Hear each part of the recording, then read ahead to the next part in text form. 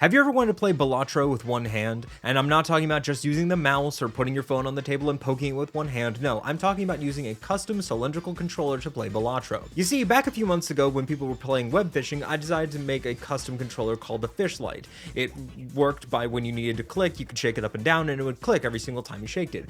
I named it the Fishlight because it reminded me of those cool flashlights that have the magnet in them, then you can shake it and make the battery charge. And that is the reason why I named it that. But now that web fishing is over a month old and thus dead to the internet, it's time to make a new controller. First, we need to swap out the old ESP32 and accelerometer for an A32U chip and a cheaper accelerometer.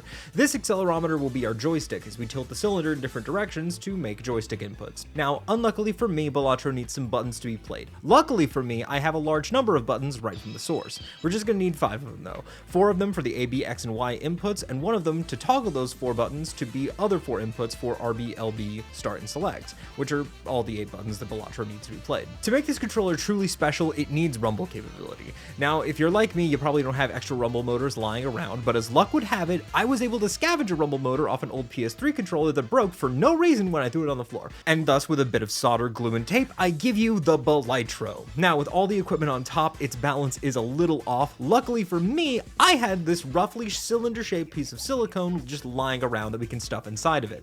I'm censoring it because it's a girly color and I'm a big, strong man, but is the Balatro the best way to play Balatro with one hand? I think it could be. One improvement that I think would be nice if I could add is some sort of semi-solid, flexible shaft to the bottom of the device for support.